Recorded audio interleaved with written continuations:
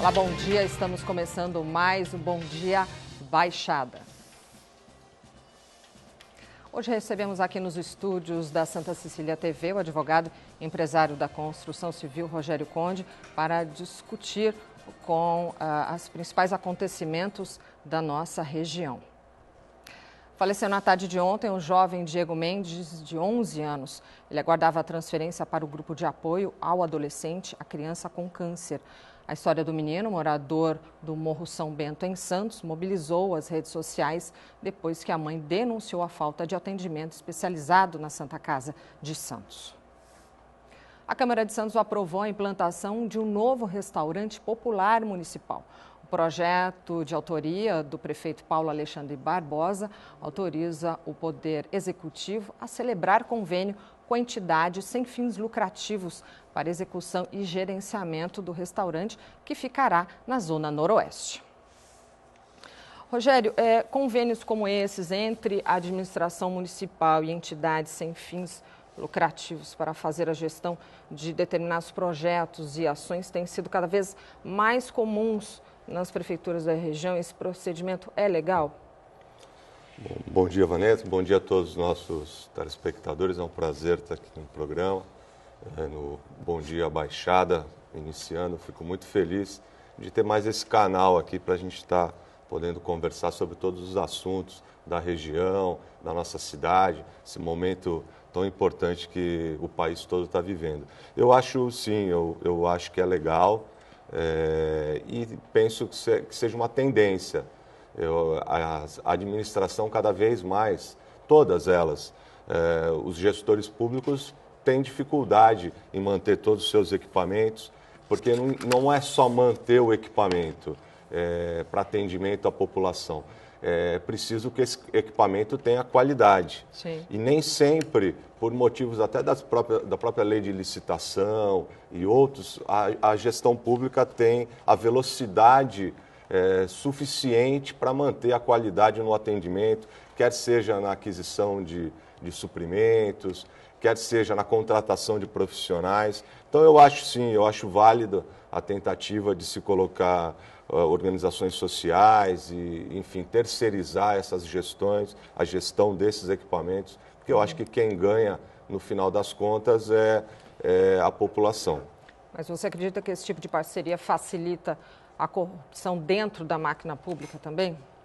Olha, essa questão da corrupção, eu vou dar uma fugidinha aí na sua pergunta. A questão da corrupção, para mim, ela é muito do ser humano. Eu acho que a corrupção tanto pode haver na esfera pública, como pode haver na esfera particular. Eu acho que a corrupção é uma questão de educação do povo, é uma questão de cultural. A gente percebe países onde investiram maciçamente em educação e hoje tem uma população que não aceita a corrupção. A gente percebe no próprio país esse momento que a gente está vivendo agora, como as pessoas estão indignadas e querendo passar o país a limpo. Então eu acho que é a mesma coisa. Você diz na esfera pública ou privada, eu acho que a corrupção é feita por pessoas. Sim. Elas podem estar em ambos os lados. Então, eu não acredito em corrupção por ser público ou por ser privado. Eu acredito nas pessoas. As pessoas de má índole acabam se corrompendo de alguma forma. Então, acho que a gente precisa investir maciçamente em educação para nós podermos ter uma geração que tenha a visão diferente do que é a coisa pública. No caso desse menino que morreu, depois está em estado grave, aguardando por atendimento, porque não tinha um especialista. Você acha que há algum mecanismo judicial que garanta ao paciente o atendimento pelo poder público de prestar o devido atendimento? Não, isso não tem a dúvida. É obrigação do Estado prestar o atendimento à população. Agora, esse caso, eu acho que foi, infelizmente, mais um dos que ocorrem por todo esse país. Acho que é reflexo dessa má gestão que tem tido no decorrer dos últimos anos todos com relação à saúde, os investimentos, muitos deles equivocados, a falta em alguns casos. Esse caso em especial que você está apontando ocorreu na Santa Casa de Santos. E a Santa Casa que referência, uma referência. Se esse problema, se essa fatalidade ocorreu na Santa Casa, você imagina o que ocorre a esse Brasil afora, em lugares menos favorecidos. É uma fatalidade, é claro que precisa ser apurado. Eu acho que toda a falta, a gente não pode reclamar da crise, da situação, das dívidas, nada. Uma vez que está sendo ofertado o serviço, ele precisa ser executado com qualidade. E eu tenho certeza, primeiro, me solidarizar a família, né, desse jovem. É uma fatalidade, isso é impossível, nada possa ser feito, vai aplacar o sentimento de dor dessa família. Mas eu acho que precisa ter uma sindicância séria para apurar realmente o que ocorreu, para que isso não se repita. E como a família pode proceder, você que é advogado, o que eles devem fazer nesse momento? Primeira coisa é saber exatamente, esperar uma sindicância interna, para ter exatamente a apuração dos fatos, ver todo o histórico do paciente, para depois tomar as devidas providências e saber exatamente onde foi negligenciado. E nesse caso, os familiares terão direito à indenização, algum tipo de indenização? Tenho certeza que sim. Eles foram atendidos por um hospital público, né? Então eu não tenho dúvida de que assim que for, porque é muito difícil nesses casos a gente dizer, eu não sei, eu não conheço o caso, não sei exatamente de que forma essa criança chegou, não sei que outros tratamentos ela estava fazendo anteriormente. Então isso é muito específico, vai precisar muito dos resultados finais para a gente poder ter na mesa exatamente o que ocorreu para tomar as providências. Perfeito. E hoje os termômetros começam a descer, o sol deixa a região e a chuva vem acompanhada de temperaturas mais amenas. A mínima deve ficar em torno de 17 graus e a máxima 23. Rogério, você acredita que escândalos de corrupção como a Lava Jato, aliados à mudança na legislação eleitoral, tornem mais difícil para os candidatos conseguirem apoio financeiros de campanha? Essa situação que nós vivemos hoje é muito difícil, questão de apoios financeiros e tudo. Acho que todos os empresários, eles, de alguma forma, ficam preocupados com toda essa situação de envolverem os seus nomes, eventualmente a políticos que estejam sendo investigados e tudo isso. É uma situação muito delicada, né? Eu acho que todo mundo agora é vitrine, né? Todos os políticos são vitrine. O Brasil realmente, a população quer passar o país a limpo, as pessoas estão... Aliás, cabe aqui até um outro ponto, um outro aspecto disso tudo, é que até me preocupa um pouco essa intransigência que está ocorrendo entre as pessoas, quem apoiava esse grupo político que aí está, aqueles que querem a mudança radical. Eu acho que a gente precisa ponderar um pouco mais e mais ao diálogo. Eu acho que nada pode ser radicalizado. E os empresários que sempre participaram do financiamento, sempre apoiaram as causas, agora estão um pouco preocupados. Eu, inclusive, na minha ótica, isso deveria ser mudado, porque como acontece nos Estados Unidos, acho que existe um pouco de hipocrisia no Brasil. Nos Estados Unidos, por exemplo, determinados grupos econômicos que apoiam deputados, congressistas, são muito claros. Então, as empresas de armamento, por exemplo, apoiam financeiramente e de forma aberta os congressistas que entendem que o porte de arma lá, que a venda de arma seja aberta. Outros na área de saúde, a mesma coisa, grandes corporações de saúde apoiam. Então, eu acho que deveria ser assim. Na minha visão, essa hipocrisia que acontece no país acaba ajudando a acontecer casos, né? Ela fomenta esse tipo de caso. Então, no caso, as empreiteiras precisam arrumar uma forma de financiar as campanhas através de obras. Não deveria ser assim. O que acontece é que nós somos prejudicados, porque acabam ocorrendo obras de qualidade inferior, porque você precisa, ou superfaturados na maioria das vezes, para que os políticos, grupos políticos possam conseguir fazer caixa para suas campanhas. E não deveria ser assim. Se esses financiamentos fossem abertos, declarados, eu acho que esse problema cairia muito. Sim.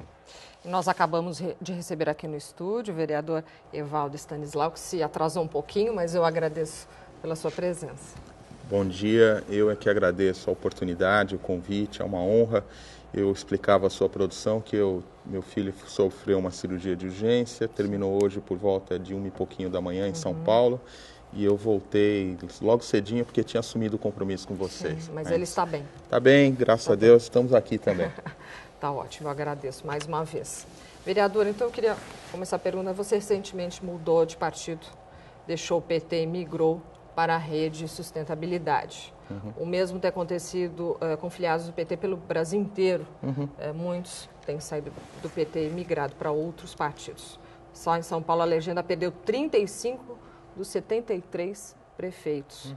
No seu caso, a sua saída do partido teve como objetivo preparar o território para uma possível disputa à Prefeitura de Santos? De maneira nenhuma. Eu, primeiro, não sou um político profissional, sou um médico. Acho que a política ela é feita, eu entrei na vida pública como político tardiamente, já com bem mais de 40 anos, com uma vida profissional plena. Continuo trabalhando como médico, é a minha função, minha profissão. E acho que participar da política, nesse momento de crise, inclusive, é um convite que a gente tem que fazer a todos. As pessoas de bem, as pessoas que estão preocupadas com o Brasil, com a sua cidade, com o seu estado, têm que participar da política. A política é a única maneira de a gente transformar para melhor a vida das pessoas.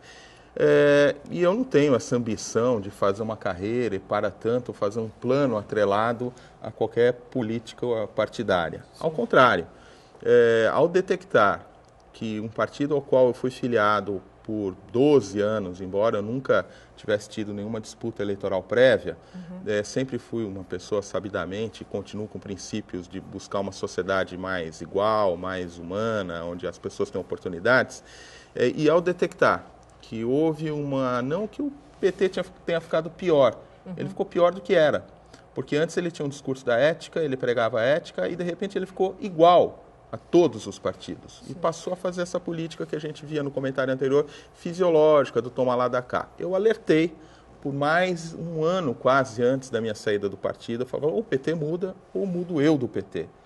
Como o PT não mudou, eu mudei, mas sem nenhuma pretensão ou atrelando isso a nenhum plano político eleitoral. Ao contrário, isso é uma coisa íntima, faz parte do meu caráter, da minha moral. Eu tentei mudar, não é possível. Então, a Rede Sustentabilidade é uma alternativa que se configurou um partido recém-criado, em bons princípios, transparente, horizontal, buscando a participação popular, e é onde a gente encontrou, então, mais afinidade, já que a regra eleitoral brasileira ela prevê que você esteja afiliado a um partido para exercer um mandato eletivo ou disputar um outro mandato. Após a sua saída no ano passado, a Thelma de Souza fez algumas críticas. Como é que você encarou essas críticas? Encarei com naturalidade. As pessoas, quando você contraria de alguma maneira aquilo que elas acreditam, elas criticam. E outras pessoas do PT também criticaram, como tantas outras, eu diria até que em maior número, entenderam, porque me conhecem, sabem da minha postura, da minha participação política, do que eu tenho feito, e que eu não mudei. Eu sou o mesmo Evaldo, sou o mesmo vereador combativo, fiscalizador da cidade de Santos. Sim. Então, eu encaro essas críticas com muita naturalidade e prefiro pensar em olhar para frente e continuar trabalhando um trabalho sério que, pelo que a gente percebe conversando com as pessoas, tem, infelizmente, tido um reconhecimento. Entendi. E, Rogério, eu queria falar um pouco agora de Prefeitura de Santos, fazendo um comparativo com o último governo Beto Mansur, os dois governos Papa e agora o mandato de Paulo Alexandre. Como você enxerga que Santos vem caminhando aí vem crescendo? Você acha que estagnou? Como é que você tem visto isso? Bom, primeiro, desejar boa recuperação ao seu filho. Obrigado. Bom dia. Eu enxergo como uma continuidade, né? Eu acho que essas 3 gestões que você colocou, Beto, Papa e agora Paulo Alexandre, de alguma forma, apesar de partidos diferentes e tudo isso, acho que os 3 possuem o mesmo perfil, né? A mesma direção política. E eu entendo que para a cidade foi muito positivo. Eu acho que quando você, numa gestão, acontece alguma mudança abrupta, assim, uma interrupção muito brusca, de alguma forma a população acaba sentindo. Então eu enxergo que foi positivo. Acho que o Beto,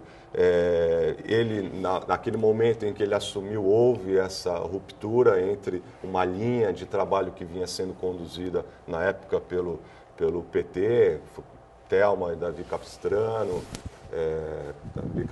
e Thelma, e depois o Papa, que foi um integrante importante da equipe do Beto e foi uma pessoa também que pegou uma situação de uma cidade pronta, né, precisa ser aperfeiçoada. E agora o Paulo Alexandre, que jovem, dinâmico, que tem uma interlocução muito forte com o governador, que no início pegou um momento do país de turbulência, talvez. E agora, principalmente agora, nesse momento em que a gente passa por uma situação no país difícil, eu acho que essa interlocução, inclusive com o governador, vai ser muito importante para dar continuidade nos trabalhos que vem sendo feitos. Eu acho que essa dinâmica toda, eu acho que a cidade ganha com isso. Vereador, como você avalia a administração do prefeito Paulo Alexandre hoje? Eu queria cumprimentar também o Rogério Conde, dizer, nós nos conhecemos talvez indiretamente, mas não me recordo de termos tido a oportunidade de participar de um programa ou estarmos juntos. Primeira vez. Bom dia. Eu vejo como uma grande contradição, pegando a fala, inclusive, do Rogério, que me antecedeu, quando ele fala na sucessão de 4 gestões, né? 2 do Beto, 2 do Papa, isso, e agora uma do Paulo, que eu acho que é a primeira e não terá uma segunda. Porque se prega muito a alternância de poder, e sempre se remete à época da Thelma, à época do Davi, século passado, nós estamos falando. De uma outra economia, de um outro Brasil, de um outro momento político. E aí o que a gente vê é que a cidade perdeu e hoje não tem um plano estruturante. Se a gente pensar qual é o plano para Santos, não existe, né? Se pegar a área da saúde, por exemplo, o que existe hoje, a espinha dorsal, é o que foi criado exatamente na gestão da Thelma e do Davi, porque depois disso foram incapazes de inovar, de avançar, de incorporar qualquer outro tipo de situação, né? E o que foi feito com base em parcerias inteligentes, inclusive com o Ministério da Saúde, que tem programas estruturantes nessa área. Isso a gente pode repetir. Além disso, uma máquina inchada. Nós estamos aí à frente de diversos escândalos de apadrinhamento político, de contratações escusas. É o Ministério Público Estadual, é o Ministério Público Federal, é a Polícia Federal investigando esse escândalo dos chequinhos. Quer dizer, a pecha da corrupção que a gente põe no Brasil, ela está muito próxima da cidade de Santos. Então, isso talvez seja um mal e um vício dessa continuidade que foi aqui citada. Então, uma cidade que hoje está muito mal administrada, não tem zeladoria, virou um canteiro não de obras, de pedras fundamentais. As obras que vão adiante têm aditamentos que são questionáveis, têm valores que são questionáveis. O Ministério Público, inclusive, já move ação, a meu pedido, por um número grande de obras que dispensam licitação e que, quando se somam, a gente vê pequenas empreiteiras ganhando vultosos valores. Então, é uma ação entre amigos que não prioriza o coletivo, a cidade de Santos. Então, a minha avaliação sobre a administração de Paulo Alexandre Barbosa é de uma grande frustração, porque mesmo sendo um opositor, eu esperava que ele fizesse mais. Não fez, é a continuidade de um mesmo grupo político que vem, de alguma maneira, no meu entender, prejudicando a nossa coletividade. Perfeito. E agora vamos falar de economia. No primeiro trimestre deste ano, as vendas do iPhone caíram pela primeira vez desde o lançamento do produto em 2007. As vendas tiveram uma queda de 16% em relação ao mesmo período do ano passado. 9 das 10 cidades mais violentas do mundo estão na América Latina. O estudo foi feito em 2015 pela ONG mexicana Segurança, Justiça e Paz. No topo da lista aparece Caracas, na Venezuela. Nenhuma cidade brasileira foi citada entre as 10. Queria começar falando em Santos, só na área da educação nós temos 7 policlínicas que estão com obras atrasadas. Como a gente explica esse atraso na entrega dessas obras? Bom, quem tem que explicar o atraso é o prefeito e sua equipe. Certamente isso passa por questões que vão desde gestão do próprio contrato financeiro, da parte operacional, de fiscalização, né? O que a gente tem visto é que entre o lançamento das obras realmente e a conclusão, um prazo muito alongado que passa por aquilo que a gente falou, aditamentos, apesar de a gente acompanhar e ver que tem verba e verba suficiente empenhada, que tem repasses do Ministério da Saúde através do Requalifica UBS, através da rede de urgência e emergência para as UPAs, não é? Temos imóveis alugados há muito tempo, pagando um valor muito alto de aluguel, e apesar de todas essas fontes de receita e, de outro lado, despesas correndo, os atrasos acontecem. Eu não sei realmente se é a justificativa que a Prefeitura vai dar pela crise do Brasil, mas uma coisa interessante até. Outro dia eu fiscalizava a obra do Hospital dos Estivadores e, conversando com uma das pessoas lá, ele dizia que a crise econômica no Brasil, de certa forma, está ao contrário do que pode falar o senso comum, ajudando a Prefeitura, porque está liberando mão de obra especializada que trabalha em construção civil para vir acelerar, né, nessa reta final pré-eleitoral as obras do prédio do Hospital dos Estivadores, porque o prédio vai ser inaugurado. O hospital é outra conversa. Então, eu acho que o atraso, quem tem que explicar é o prefeito, deve passar por um pouco disso, de gestão de mão de obra, gestão da própria obra, aditamentos e certamente pelo grande número de obras de pedras fundamentais que foram lançadas e não se consegue gerir tudo isso a contento, né? Tem outras questões, como eu falei en passant, que vão até na esfera judicial, a questão de aditamentos, a questão de concorrências que estão sendo reanalisadas, mas de qualquer maneira, eu procuro ser otimista. O lado bom é que as obras estão, pelo menos, começadas. O lado ruim é que estão atrasadas. A gente tem que lutar para que essas obras sejam todas concluídas, porque são necessárias e importantes para a cidade de Santos. Rogério, você acredita que esses atrasos podem prejudicar aí, os planos de reeleição do prefeito? Eu acho que os atrasos são sempre ruins, não é para o prefeito. O atraso é ruim para mim, para o Evaldo, para você, para todos que estão nos assistindo. São equipamentos que não começam a operar no momento certo. Mas eu acho que a visão do Evaldo foi um pouco distorcida nesse ponto. Na verdade, infelizmente, o sistema de arrecadação no nosso país ele é equivocado. Então, praticamente os municípios, eu falo isso com muita propriedade porque executo obras públicas, inclusive, dentro da empresa que eu possuo com a minha família. Infelizmente, as prefeituras ficam reféns dos repasses federais e estaduais, principalmente dos repasses federais, dos chamados convênios que são feitos, onde a prefeitura tem uma contrapartida, mas o montante maior vem da esfera federal e estadual. E o que ocorre é que, infelizmente, de tudo que a gente arrecada aqui no município, que é o local onde nós vivemos, muito pouco fica aqui. Quase tudo, 70 e uns quebrados por cento é enviado para o Estado, né, e para o governo federal. Então você fica refém. O que acontece é que nesse momento que a gente está vivendo, e aí vai até uma crítica, e eu acho que não tem brasileiro que não esteja pensando nisso também, a gente percebe toda essa corrupção que houve no governo federal, nas esferas. Não entro aqui em mérito, porque eu acho que, como eu disse no primeiro bloco que a gente conversou, eu acho que isso é do ser humano. Se ele está em partido A, B ou C, é por isso que eu sou tão a favor do investimento maciço em educação para formar essa nova geração de brasileiros.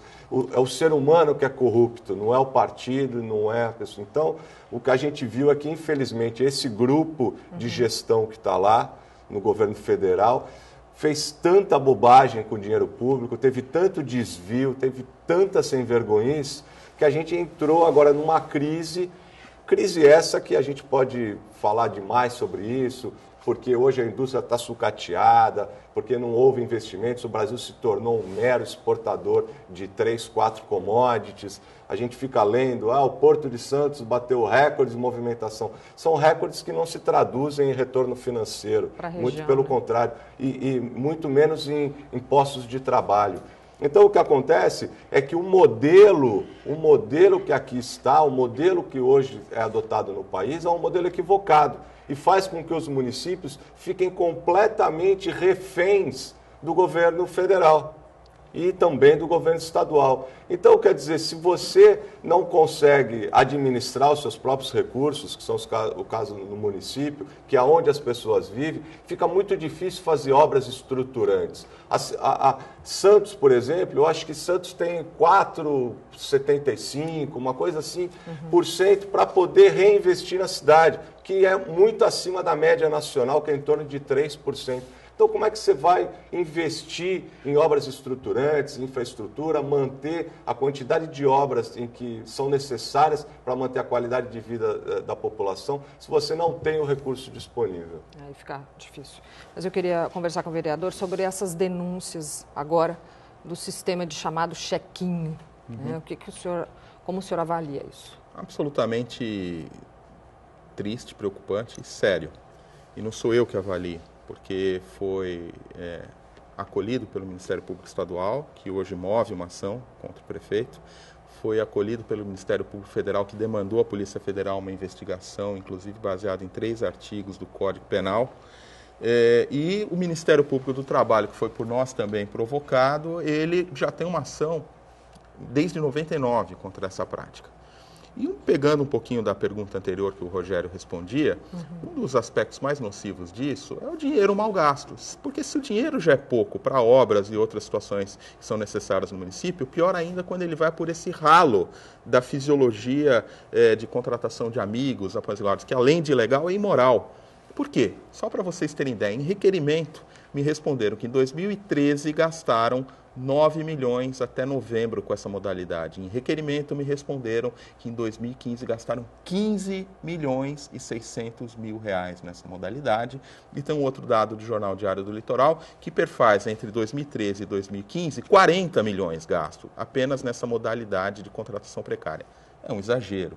Dá para, por exemplo, equipar todo o Hospital dos Estivadores que precisa ser equipado. Então, eu vejo com muita preocupação, ao mesmo tempo com muita serenidade, porque agora as pessoas começam, inclusive, a encaminhar para nós, eu não quero fulanizar, falar de fulano, beltrano ou ciclano, mas sim a gente documenta e mostrando por vários casos, inclusive no próprio portal da Quase Transparência, porque é muito difícil conseguir essa informação no portal da Prefeitura, mas a gente, por requerimento, foi lá e conseguiu passo a passo saber, chegamos lá e a gente constata nomes e mais nomes de pessoas com vínculo continuado, com uma formação profissional absolutamente superior àquela função que eles exercem, além das outras denúncias que chegam. O que nós estamos repassando às autoridades, que vão aprofundar, e o que a gente espera é que, dado o amplo direito de defesa, se provada a culpa, como a gente imagina que vai ser provada, que as punições venham e sejam rigorosas. Mas, sobretudo, que essa prática termine, porque ela é danosa, porque tira o dinheiro daquela outra situação que é a das obras e do que é necessário na nossa cidade. Sim, eu queria aproveitar e também perguntar, o senhor tem acompanhado de perto o caso do Hospital dos Estivadores e teve aí uma elevação de 100% do valor da obra, né? Então, a Prefeitura já deu algum retorno? O que a administração municipal alega? Bom, a alegação da Prefeitura, e eu, ao contrário, tem pessoas que têm até uma posição muito crítica, eu prefiro ter uma posição mais tolerante, né? De que encontrou um prédio com sérios problemas estruturais, que precisou lá fazer alguns reforços e tudo mais, que eu compreendo até que houve algum atraso e que alguma situação deveria ter tido ali algum empenho maior do ponto de vista de investimento na obra. Porém, o que a gente tem que ver é se isso é realmente compatível. Eu estive no hospital, tenho acompanhado a obra. De fato, hoje a gente vê que é um equipamento que está ficando, do ponto de vista de ambiência, do ponto de vista de prédio, bom. Muitas sugestões, inclusive, que como médico eu fiz, a Prefeitura foram acolhidas, como quartos de isolamento, uso de filtros EPA, que aumentam a segurança do hospital. Mas agora não basta entregar o prédio, a gente precisa efetivamente equipá-lo e mais do que isso, é a questão do funcionamento mensal, do custeio desse hospital, que é isso que me preocupa. Então, eu acho que daqui para frente tem que ser desperdício zero com essas práticas, tipo check-in ou qualquer outra coisa que venha, otimizar, mas, sobretudo, a gente não pode entregar o prédio. A gente tem que ter um hospital e, para isso, a gente vai ter que pensar no custeio, que eu acho que está mal resolvido, nos equipamentos, que me parece que estão mal resolvidos, a despeito de verbas já virem, inclusive, do Ministério da Saúde, antes mesmo de a obra estar conclusa, como foi o caso de 9 milhões que vieram pela rede de urgência e emergência, e que quase que a Prefeitura perde graças ao Ministério da Saúde. Isso acabou sendo aproveitado em outras áreas da saúde, mas é um esforço de todos, da cidade, do Estado e da União. E aí eu queria aproveitar a mesma questão, perguntar para o Rogério, você que é empresário na área de construção civil, você acredita em alguma irregularidade ou ilegalidade na prática? Não, é difícil dar uma opinião com relação a esse ponto específico, se houve irregularidade ou não, porque eu não participo da administração e nem tenho nenhuma relação profissional com a obra em si. Mas eu acho que o Evaldo Stanislau fez uma ponderação importante. Eu acho que a gente precisa, sabedores que nós somos, e ele tem essa informação dos gastos a mais que foram feitos. A gente sabe que estou falando pela minha própria experiência, né? A gente sabe que reforma é sempre mais delicada do que uma construção em si, que você, enfim, faz um estudo, um projeto e executa esse projeto. Na reforma, as coisas vão acontecendo, as adaptações que precisam ser feitas, às vezes precisam de uma adequação estrutural diferenciada. Então, nisso eu percebo, quando a gente passa e olha pelas informações que a gente tem, que realmente a obra está sendo feita de acordo. E eu acho importante realmente essa fiscalização. Eu acho que o papel, inclusive, do vereador e nós, na sociedade, é essa mesmo, fiscalizar, porque lá na frente eu posso precisar ser atendido por aquele hospital, meu filho pode precisar ser atendido naquele hospital. E isso é que a gente precisa ter em mente, que o foco é a qualidade do serviço, é entregar o equipamento adequado. Agora, a gente fica... Ele comentou sobre depois a operação do hospital, e isso realmente é uma preocupação, porque a gente sabe que construir um hospital até que é mais simples, você manter é muito importante. E eu faço aqui até um paralelo com o caso da Santa Casa, por exemplo. A gente percebe a tradição que a Santa Casa tem, a confiança que o munícipe tem na Santa Casa, não só o munícipe, como o morador de toda a Baixada na Santa Casa, e a gente precisa que esses recursos sejam sempre destinados e muito bem fiscalizados para que eles realmente exerçam o seu papel de cuidar do cidadão. Né? O vereador quer complementar rapidamente, que a gente vai para o intervalo. Rapidamente, apenas lembrando que eu notifiquei o Tribunal de Contas do Estado, que acolheu, porque esse é um aditamento absolutamente acima do razoável, não é? E o Tribunal de Contas já me respondeu, oficiando que para cada ano onde há um auditor acompanhando as contas do município de Santos, eles receberem esse alerta e farão um pente fino nas contas da obra do Hospital dos Estivadores, que eu acho que é o papel do Tribunal de Contas e é o meu papel como vereador de alertar o Tribunal de Contas. Então, o Tribunal de Contas também já está acompanhando com pente fino esta obra. Obrigada, vereador. E o governador Geraldo Alckmin sancionou ontem o projeto de lei complementar que amplia a diária especial por jornada extraordinária de trabalho policial militar para o Corpo de Bombeiros e para a Defesa Civil. O Brasil tem a quarta maior população penitenciária do mundo, segundo dados do Ministério da Justiça. Cerca de 40% dos presos brasileiros são provisórios, ou seja, ainda não foram julgados em primeira instância. Mais da metade da população carcerária é formada por negros e o tráfico de drogas foi o crime que mais levou os detentos à prisão. Rogério, levando em conta o processo de cassação da presidente Dilma, é possível um possível governo Michel Temer, você acredita que a economia da região poderia ser afetada positivamente ou negativamente? Você acha que vai ter uma interlocução com ele? Eu acho que a economia vai ser afetada de todo jeito. Até porque qualquer mudança é bem-vinda, porque hoje a economia está completamente estagnada. né? As pessoas estão esperando o empresário está esperando para ver o que vai acontecer. O governo não está administrando, ele está procurando se manter no poder, né? Então a gente está com um país de dimensões continentais parado. E a gente percebe, eu até tive a oportunidade recentemente de assistir uma palestra de um profissional da Fundação Dom Cabral, um consultor muito importante de grandes empresas e tudo, e a gente estava debatendo sobre isso. As multinacionais, os grandes investidores, tudo, não estão saindo do país por força da crise. Até porque, Stanislau, a crise ela é muito bem-vinda para esses grupos, porque é na crise que você consegue fazer as aquisições, grandes aquisições, investimentos com o dólar alto, valorizado, o euro também, você vem e consegue fazer um investimento de monta, um recurso importante. As empresas estrangeiras, internacionais, as grandes corporações estão saindo do país por insegurança jurídica, porque não sabe como vai ficar, não sabe como o governo vai lidar com os seus ganhos de capital, como o governo vai lidar com o nicho em que elas atuam. Esse é o problema. Então, eu tenho certeza que se resolvendo essa situação, quer seja com o Temer à frente, ou com...